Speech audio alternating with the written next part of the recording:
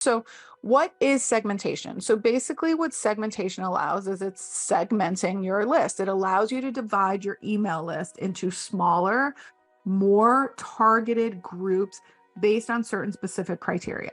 All right. So now what does that do for you? It allows you to deliver more personalized, relevant.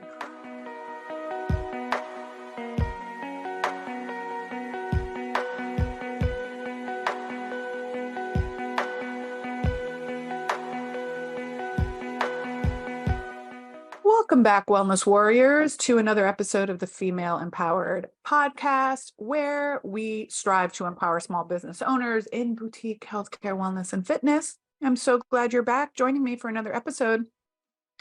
And what I'm going to talk about today is a little bit about email marketing. So some people say email marketing is dead. They are lying to you, or they don't know what they're talking about, or they're trying to sell you some sort of other solution.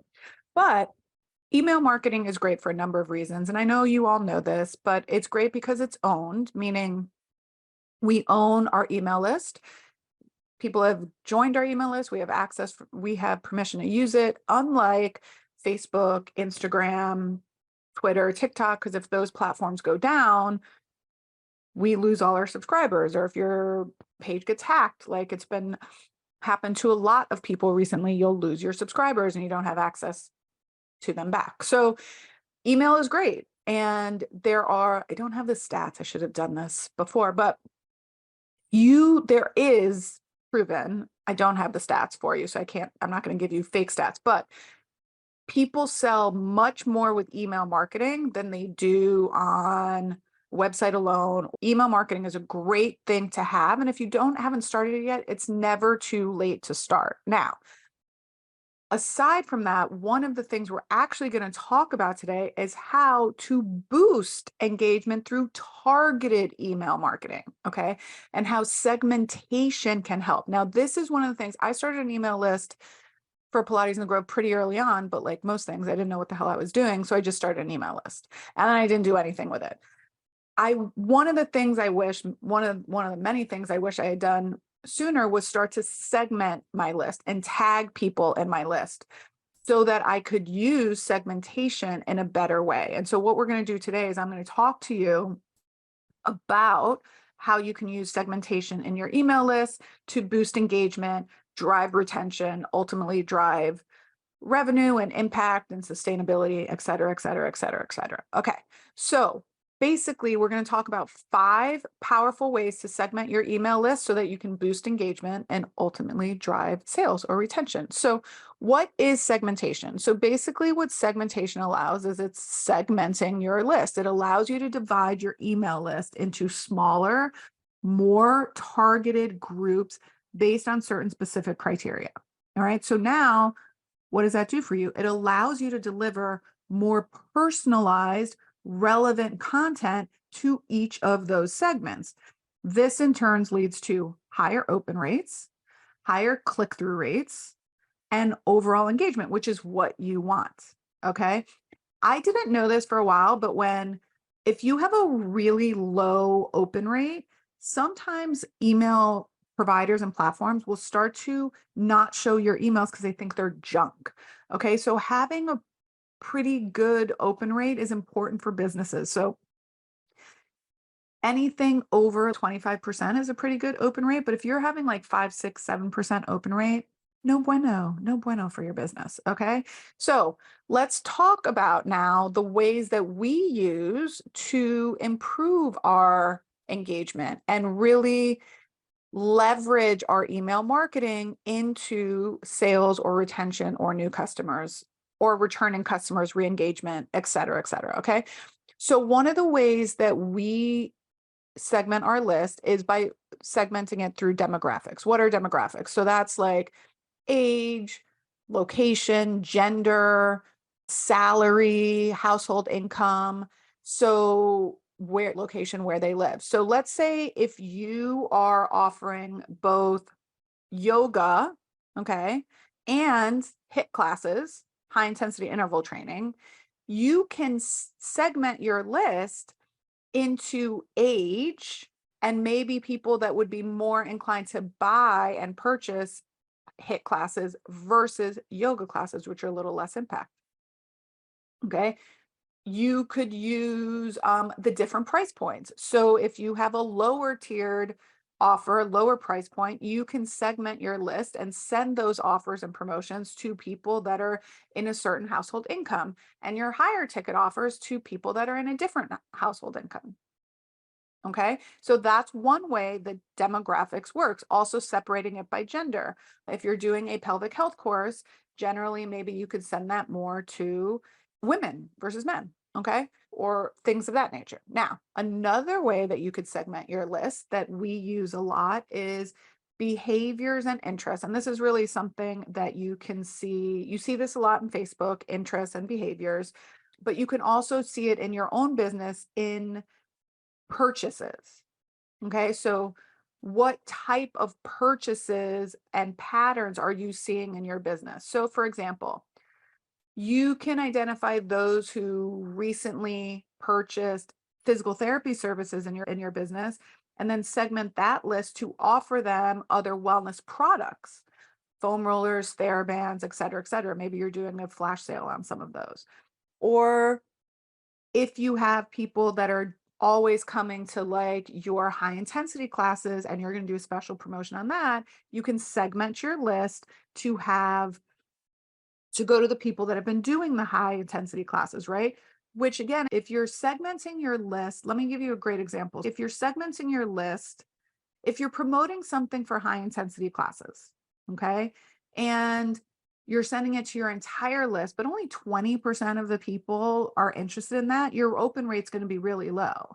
But if you segment your list to say, and you can run these reports in a lot of the software packages where you can say, show me everyone who's bought this high intensity class in the last 12 months. You can take that list, segment it into your email provider, and send it like, hey, we're adding these classes to the schedule and we're offering a discount. And all those people have taken HIIT classes in the past year, your open rate is going to be more because they're going to be interested in that. So it's a great way to look at behaviors and past buying patterns and history to create segments based on that. Okay. Now, another way to segment your list is with engagement levels. I do what's called scrubbing my list every once in a while. So I will at least 2 or 3 times a year, we'll send out an email that says, want to still hear from us? We haven't heard from you in a while, or you haven't opened the email in a while, and we'd hate to spam your inbox. If you're no longer interested, actually, what we usually say is, if you're still interested in hearing from us and getting our content, just hit reply and let us know, or check this box. Okay. And for people that don't click or don't respond, they get swiped, scrubbed, they call it, from our list. I don't want to pay for subscribers that are not interested in engaging with us.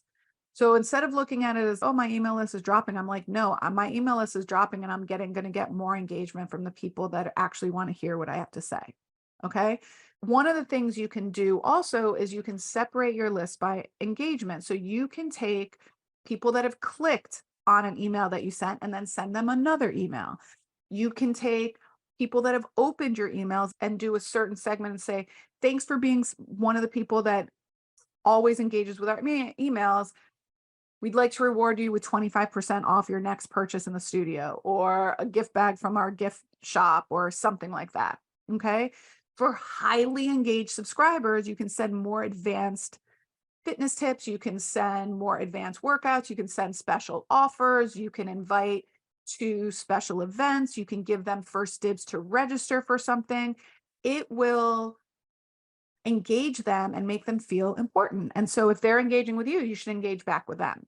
All right. So those are ways that you can use how people are engaging with you. And you can usually easily find this in your email provider, where it will say opens, it'll say recipients, opens, clicks, unsubscribes, right? Don't worry about the unsubscribes. Let them unsubscribe. It's fine. Okay. Another way you can segment your list is what's called A/B testing.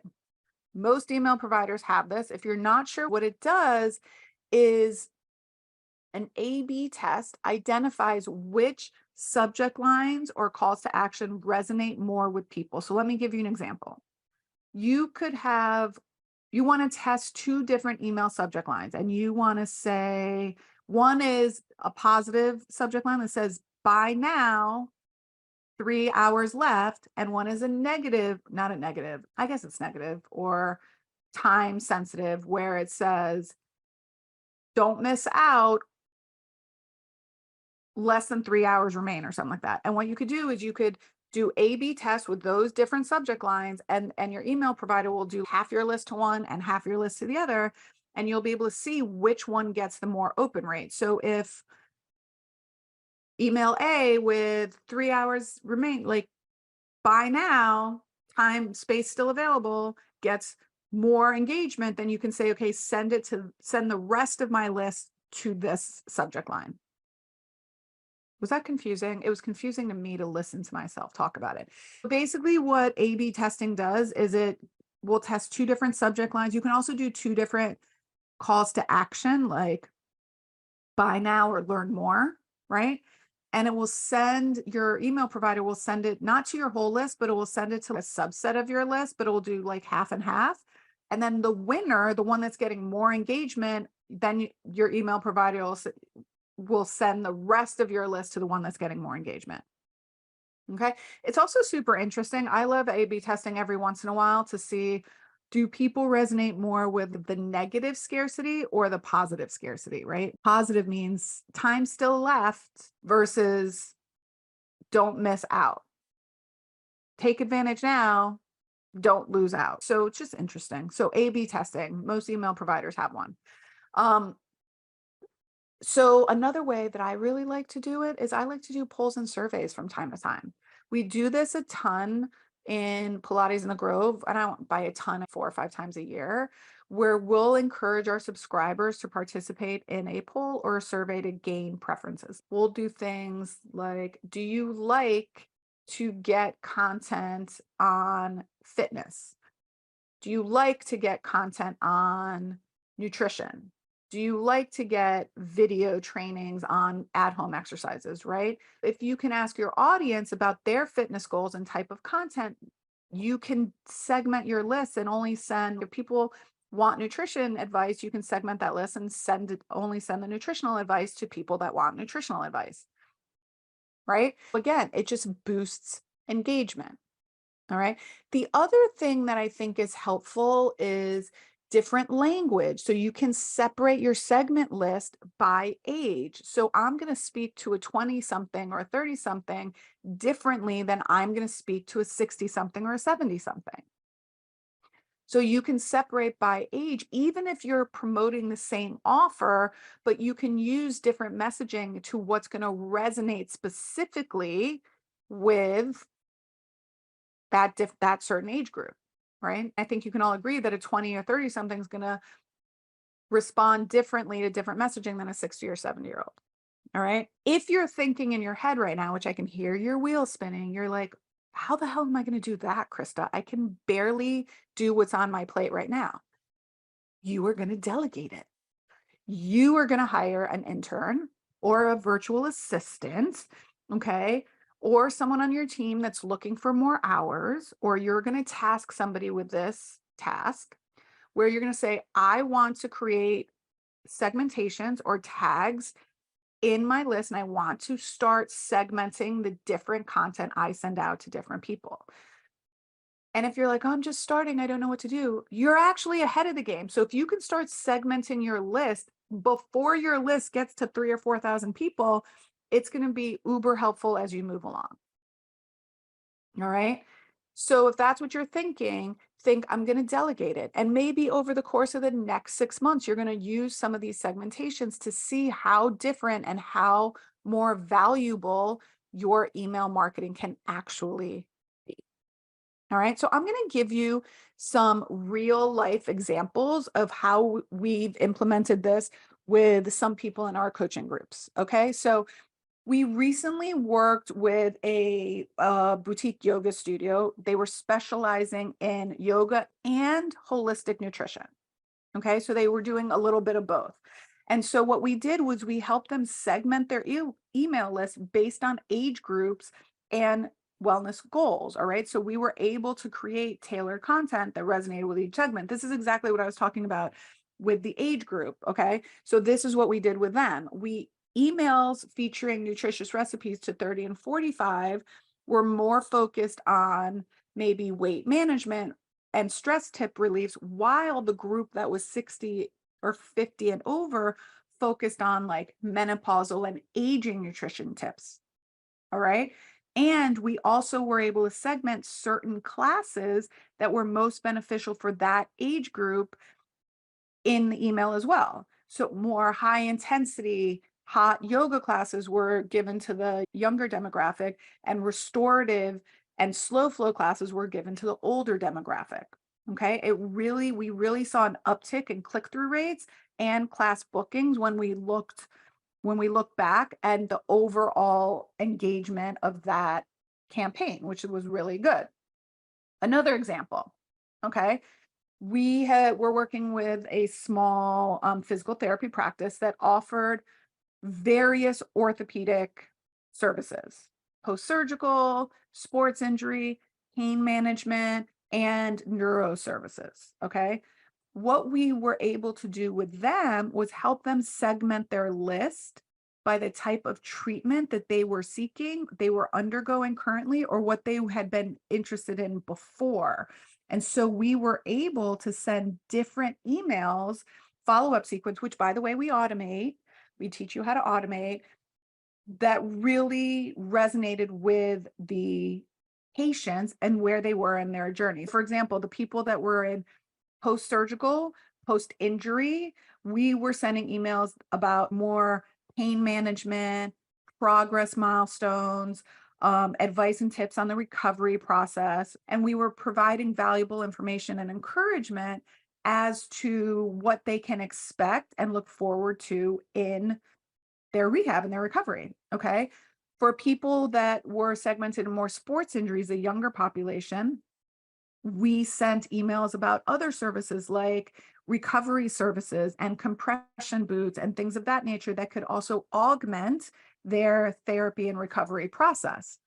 Finally, for some of the older clientele that was in our chronic pain, and I'm doing like chronic pain in quotes, category, we did a lot of mindset emails to them, stress management, tips on recovery from arthritis, and success stories from other clients in their same age group and demographic that have benefited from certain types of services that we offer. Basically, we were doing client testimonials. So these people could be like, oh, somebody else did it, I could do it too. All right.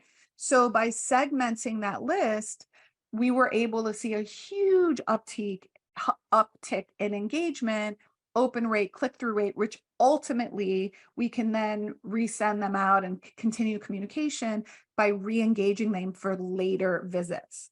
All right. And really increase retention, keep them engaged, right? That's really what we want to do here. So I know this is a lot. And I know that some people are like, I don't have time to implement that. And that's okay. Maybe save this episode for a time that you do have to implement this. Maybe in the summer when it's a little slower and you're like, you know what, I'm going to take a day or two and see about how I can strategize segmenting my list. My advice to you is just start small. Gradually expand your segmentation services. Okay. Gradual. Maybe you can start, if you do offer physical therapy and wellness, start by segmenting that. If you have multiple locations, maybe segment people that go to one location versus the other location. Okay. Maybe create 2 criteria like age and gender. Okay. Experiment, try different things, learn from your audience's responses. That's how you learn to refine things over time. It's a great way to prioritize providing value, which is going to differentiate you from your competition and from other people in the industry. And it really builds relationships in terms of marketing, which is what I teach all the time. It's about connecting over convincing. We are in relationship building marketing. Okay. You'll see a huge benefit, not overnight, but over time. None of these things are overnight. None of these things are, I did it today and tomorrow I'm going to have 50 leads. No, it's slow, consistent things that you do repetitively over time that make the difference. And if you have any interest in doing this and getting help and having someone hold you accountable, consider joining one of our mentorship programs. This serious segmentation we do go in depth in the inner circle. But if you're not ready for the inner circle yet, maybe FitBiz Foundations is what's right for you. And if you're not sure, maybe just scheduling a discovery call with me is where you can start. And you can do that free of charge by visiting www.kristagurka.com/discovery. And I can hop on a call with you and see if you're right for one of our programs. All right. If you enjoyed this discussion today, I hope you really subscribe to the podcast if you're not already subscribed. And if you can comment, leave a review, it'd be really helpful. Maybe DM me over on Instagram, take a picture and tag me on Instagram. I love it when you do that. And I'm an Enneagram 3, so I love the external validation. It's what I'm trying to not drive me. But if you want to support my need for external validation and tag me on Instagram, I will be forever grateful. So I want you to stay inspired and motivated. And I hope you keep coming back to this podcast and share your experiences and journeys with me over there on Instagram. And until next time, my friends, bye for now.